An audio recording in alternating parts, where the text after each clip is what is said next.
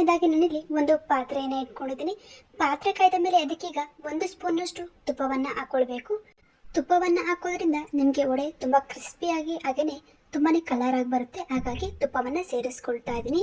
ಈಗ ತುಪ್ಪವನ್ನು ಕರಗಕ್ಕೆ ಬಿಡಬೇಕು. ನೋಡಿ, ಈಗ ತುಪ್ಪ ಕರಗ್ತಿದ್ದಂತೆ ನಾನಿಲ್ಲಿ 2 ಕಪ್ಪಿನಷ್ಟು ನೀರನ್ನು ಸೇರಿಸ್ಕೊಳ್ತಾ ಇದ್ದೀನಿ. ನೋಡಿ, ನಾನಿಲ್ಲಿ 1 ಕಪ್ಪಿನಷ್ಟು ರವೆಯನ್ನು ತಗೊಂಡಿದ್ದೀನಿ. ಹಾಗಾಗಿ 2 ಕಪ್ ನೀರನ್ನು ಸೇರಿಸ್ಕೊಳ್ತಾ ಇದ್ದೀನಿ. ಈಗ ಇದಕ್ಕೆ ನಾನು ರುಚಿಗೆ ತಕ್ಕಷ್ಟು ಸಣ್ಣುಪ್ಪನ್ನು ಸೇರಿಸ್ಕೊಂಡು ಇದನ್ನು ಚೆನ್ನಾಗಿ ಕುದಿಸ್ಕೊಳ್ತಾ ಇದ್ದೀನಿ. ಈಗ ನೋಡಿ, ಚೆನ್ನಾಗಿ ಕುದೀತಾ ಇದೆ. ಇದಕ್ಕೆ ಈಗ ನಾನು 1 ಕಪ್ಪಿನಷ್ಟು ಸೂಜಿ ರವೆಯನ್ನು ಸೇರಿಸ್ಕೊಳ್ತಾ ಇದ್ದೀನಿ. ಈ ಸೂಜಿ ರವೆಯನ್ನು ಸೇರಿಸ್ಕೊಡೋದನ್ನು ಚೆನ್ನಾಗಿ ಮಿಕ್ಸ್ ಮಾಡಿಕೊಳ್ಬೇಕು. ಈ ರವೆಯನ್ನು ನೀವು 1/4% ಬೇಯಿಸಬೇಕಾಗುತ್ತೆ. ತುಂಬ ಜಾಸ್ತಿ ಬೇಯಿಸಬಾರ್ದು. 1/4% ಬೇಯಿಸಿದಾಗ ನಿಮಗೆ ರವಾ ವಡೆ ತುಂಬ ಕ್ರಿಸ್ಪಿಯಾಗಿ ತುಂಬಾ ಸಾಫ್ಟ್ ಆಗಿ ಬರುತ್ತೆ. ಹಾಗಾಗಿ ನಾನಿಲ್ಲಿ 1/4% ಅಷ್ಟು ಬೇಯಿಸ್ಕೊಳ್ತಾ ಇದ್ದೀನಿ. ಸಣ್ಣ ಉರಿಲಿ ಇದನ್ನು ಚೆನ್ನಾಗಿ ಬೇಯಿಸ್ಕೊಳ್ಬೇಕು. ನಾನಿಲ್ಲಿ 1 ಕಪ್ ರವೆಗೆ 2 ಕಪ್ಪಿನಷ್ಟು ನೀರನ್ನು ಸೇರಿಸ್ಕೊಂಡಿದ್ದೀನಿ. ಹಾಗಾಗಿ ಇದನ್ನು ಸ್ವಲ್ಪ ರವೆ ಟೈಪ್ ಇದ್ದಾಗಲೇ ನಾನು ಗ್ಯಾಸ್ನ ಆಫ್ ಮಾಡಿಕೊಂಡು ಇದಕ್ಕೀಗ ಒಂದು ಮುಚ್ಚಳವನ್ನು ಮುಚ್ಕೊಳ್ಬೇಕಾಗುತ್ತೆ. ನೋಡಿ, ಈಗ ಸ್ವಲ್ಪ ಗಟ್ಟಿಗೆ ಆಗ್ತಾ ಇದೆ. ನೋಡಿ, ನಮಗೀಗ ಇಷ್ಟು ರೆಡಿ ಆದರೆ ಸಾಕಾಗುತ್ತೆ. ಪಾತ್ರೆಯನ್ನು ಬಿಡಬೇಕು ರವೆ, ಅಲ್ಲಿವರೆಗೂ ನಾವು ಇದನ್ನು ಚೆನ್ನಾಗಿ ಕೈ ಆಡ್ಕೊಳ್ತಾ ಇರಬೇಕಾಗುತ್ತೆ. ನೋಡಿ, ಈಗ ಚೆನ್ನಾಗಿ ಪಾತ್ರೆಯನ್ನು ಬಿಡ್ತಾ ಇದೆ. ಈ ಟೈಮಲ್ಲಿ ನಾವು ಗ್ಯಾಸ್ನ ಆಫ್ ಮಾಡ್ಕೊಳ್ಬೇಕಾಗುತ್ತೆ. ಈಗ ನಾನು ಗ್ಯಾಸ್ನ ಆಫ್ ಮಾಡ್ಕೊಳ್ತಾ ಇದ್ದೀನಿ. ಇದು ಗಂಟೇನು ಇರಬಾರ್ದು, ಆ ರೀತಿ ನೀವು ಚೆನ್ನಾಗಿ ಇದನ್ನು ಮಿಕ್ಸ್ ಮಾಡ್ಕೊಳ್ಬೇಕಾಗುತ್ತೆ.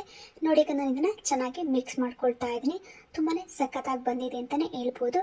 ಈಗ ಇದನ್ನು ಒಂದು ಮುಚ್ಚಳವನ್ನು ಮುಚ್ಚಿ ತಣ್ಣಗಾಗ್ಬಿಡ್ತಾ ಇದ್ದೀನಿ. ಸ್ವಲ್ಪ ಹೊತ್ತು ತಣ್ಣಗಾಗಬೇಕಿದು.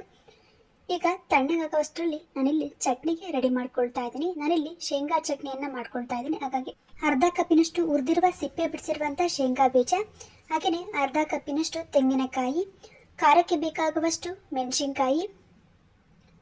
ಈಗ ಇದಕ್ಕೆ ನಾನು ಬೆಳ್ಳುಳ್ಳಿಯನ್ನು ಹಾಕೊಳ್ತಾ ಇದ್ದೀನಿ. ಹಾಗೆ ಹುಳಿಗೆ ಸ್ವಲ್ಪ ಹುಣಸೆಹಣ್ಣನ್ನು ಸೇರಿಸ್ಕೊಳ್ತಾ ಇದ್ದೀನಿ. ರುಚಿಗೆ ತಕ್ಕಷ್ಟು ಅರಳುಪ್ಪು, 1/4 ಟೀ ಸ್ಪೂನಷ್ಟು ಜೀರಿಗೆ, ಹಾಗೆಯೇ ಕೊತ್ತಂಬರಿ ಸೊಪ್ಪು ಸ್ವಲ್ಪ ಸೇರಿಸ್ಕೊಳ್ತಾ ಇದ್ದೀನಿ. ಇದಕ್ಕೆ ಈಗ ಸ್ವಲ್ಪ ನೀರನ್ನು ಸೇರಿಸ್ಕೊಂಡು ಇದನ್ನು ಸಣ್ಣದಾಗಿ ರುಬ್ಕೊಳ್ಬೇಕಾಗುತ್ತೆ. ತುಂಬಾ ತೆಳುವಾಗಿ ರುಬ್ಕೊಳ್ಬೇಕು. ಆಗ ನಿಮಗೆ ಒಳಗೆ ಚಟ್ನಿ ತುಂಬಾ ಟೇಸ್ಟಿಯಾಗಿರುತ್ತೆ. ನೋಡಿ, ಈಗ ಇದು ರುಬ್ಬಿದ್ದಾಗಿದೆ. ಇಡ್ಲಿಗೆ ಅಥವಾ ವಡೆಗೆ ಯಾವುದಕ್ಕಾದ್ರೂ ಕೂಡ ಈ ರೀತಿ ಶೇಂಗಾ ಚಟ್ನಿಯನ್ನು ನಾವು ತೆಳುವಾಗಿ ಮಾಡ್ಕೊಳ್ಳೋದ್ರಿಂದ ತುಂಬಾ ಟೇಸ್ಟ್ ಕೊಡುತ್ತೆ. ಈಗ ನೋಡಿ, ಇದು ತಣ್ಣಗಾಗಿದೆ. ಇದನ್ನು ಸ್ವಲ್ಪ ಹೊತ್ತು ಚೆನ್ನಾಗಿ ನಾವೀಗ ಮಿತ್ಕೊಳ್ಬೇಕಾಗುತ್ತೆ. ನಾನೀಗ ಇದನ್ನು ಚೆನ್ನಾಗಿ ಮಿತ್ಕೊಳ್ತಾ ಇದ್ದೀನಿ. ಒಂದು 5 ನಿಮಿಷ ಕೈಯಲ್ಲಿ ಇದನ್ನು ಚೆನ್ನಾಗಿ ನಾದ್ಕೊಳ್ಬೇಕು. ಈ ರೀತಿ ಮಾಡೋದ್ರಿಂದ ನಿಮಗೆ ವಡೆಯನ್ನು ಮಾಡುವಾಗ ಅದೆಲ್ಲೂ ಕೂಡ ಬೆರಕು ಬಿಟ್ಕೊಳಲ್ಲ, ಆ ರೀತಿ ಚೆನ್ನಾಗಿ ಬರುತ್ತೆ.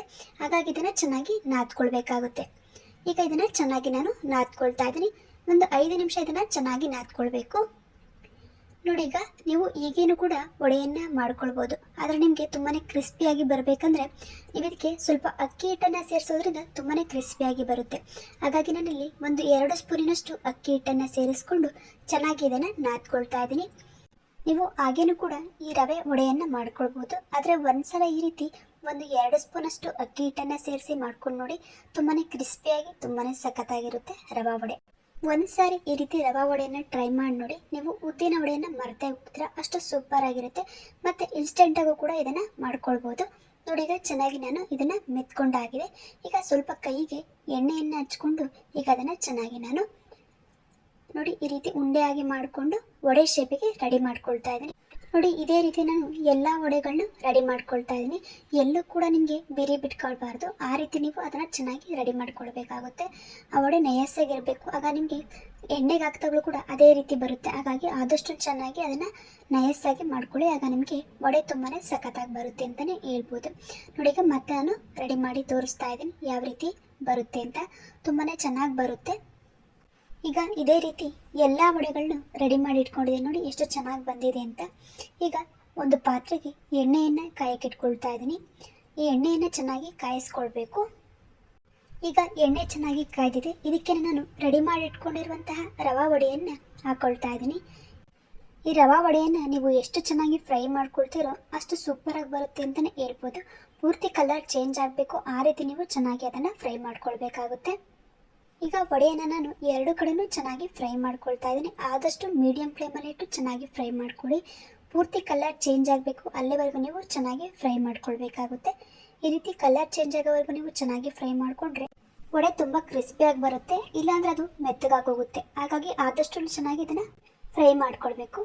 ನೋಡಿ ಈಗ ಚೆನ್ನಾಗಿ ಇದನ್ನು ಫ್ರೈ ಮಾಡ್ಕೊಳ್ತಾ ಇದ್ದೀನಿ. ಇದನ್ನು ಒಂದು 10 ನಿಮಿಷ ಚೆನ್ನಾಗಿ ಫ್ರೈ ಮಾಡಿಕೊಂಡ್ರೆ ನಿಮಗೆ ತುಂಬಾ ಟೇಸ್ಟಿಯಾಗಿರುವಂಥ ಹಾಗೆಯೇ ಕ್ರಿಸ್ಪಿಯಾಗಿರುವಂಥ ವಡೆ ರೆಡಿ ಆಗುತ್ತೆ ಅಂತಲೇ ಹೇಳ್ಬೋದು. ನೋಡಿ ಯಾವ ರೀತಿ ಫ್ರೈ ಮಾಡ್ಕೊಳ್ಬೇಕಂತ ತೋರಿಸ್ತಾ ಇದ್ದೀನಿ. ಇದನ್ನು ಮಾಡ್ಕೊಳ್ಳೋಕ್ಕೆ ಸ್ವಲ್ಪ ಟೈಮ್ ಹಿಡಿಬೋದು, ಆದರೆ ವಡೆ ಮಾತ್ರ ತುಂಬಾ ಟೇಸ್ಟಿಯಾಗಿ ತುಂಬಾ ಕ್ರಿಸ್ಪಿಯಾಗಿ ಸಖತ್ತಾಗಿರುತ್ತೆ ಅಂತಲೇ ಹೇಳ್ಬೋದು. ಉದ್ದಿನ ವಡೆಗಿಂತ ತುಂಬಾ ಟೇಸ್ಟಿಯಾಗಿರುತ್ತೆ ಈ ರವಾ ವಡೆ. ಒಂದ್ಸಲ ಟ್ರೈ ಮಾಡಿದ್ರೆ ನೀವೇ ಹೇಳ್ತೀರಾ ತುಂಬಾ ಸಖತ್ತಾಗಿತ್ತಂತ. ಈಗ ನೋಡಿ ಎರಡು ಕಡೆನೂ ಚೆನ್ನಾಗಿ ಫ್ರೈ ಮಾಡ್ಕೊಳ್ತಾ ಇದ್ದೀನಿ. ಈಗ ಇದು ಚೆನ್ನಾಗಿ ಫ್ರೈ ಆಗಿದೆ. ಇದನ್ನೀಗ ಒಂದು ಪ್ಲೇಟ್ಗೆ ಶಿಫ್ಟ್ ಮಾಡ್ಕೊಳ್ತಾ ಇದ್ದೀನಿ. ನೋಡಿ ಕಲರ್ ಈ ರೀತಿ ಚೇಂಜ್ ಆಗಬೇಕು, ಅಲ್ಲಿವರೆಗೂ ನಾವು ಫ್ರೈ ಮಾಡ್ಕೊಳ್ಬೇಕಾಗುತ್ತೆ. ನಾನಿವತ್ತು ತುಂಬಾ ಕಡಿಮೆ ಸಮಯದಲ್ಲಿ ತುಂಬಾ ಟೇಸ್ಟಿಯಾಗಿರುವಂಥ ರವೆ ವಡೆಯನ್ನು ಯಾವ ರೀತಿ ಮಾಡೋದಂತ ಹೇಳ್ಕೊಟ್ಟಿದ್ದೀನಿ. ನೋಡಿ ಈಗ ಕಟ್ ಮಾಡಿ ತೋರಿಸ್ತಾ ಇದ್ದೀನಿ. ಎಷ್ಟು ಕ್ರಿಸ್ಪಿಯಾಗಿ ಎಷ್ಟು ಸಖತ್ತಾಗಿ ಬಂದಿದೆ ಅಂತ ನೀವೇ ನೋಡಿ. ತುಂಬಾ ಸಖತ್ತಾಗಿ ಬಂದಿದೆ. ನಾನಿವತ್ತು ಮನೆಯಲ್ಲೇ ತುಂಬ ಟೇಸ್ಟಿಯಾಗಿ ಉದ್ದಿನೊಡೆಗಿಂತ ಸಾಫ್ಟಾಗಿ ಹಾಗೆಯೇ ಕ್ರಿಸ್ಪಿಯಾಗಿರುವಂಥ ರವೆ ವಡೆಯನ್ನು ಯಾವ ರೀತಿ ಮಾಡೋದಂತ ಹೇಳ್ಕೊಟ್ಟಿದ್ದೀನಿ. ಇವತ್ತಿನ ಈ ರವಾ ವಡೆ ವಿಡಿಯೋ ನಿಮಗೆ ಇಷ್ಟ ಆಗಿದ್ದರೆ ಲೈಕ್ ಮಾಡಿ, ಶೇರ್ ಮಾಡಿ, ಸಬ್ಸ್ಕ್ರೈಬ್ ಆಗಿ ನಮ್ಮ ಎಲ್ಲ ವಿಡಿಯೋ ನೋಡ್ತಾ ಇರಿ. ಧನ್ಯವಾದಗಳು.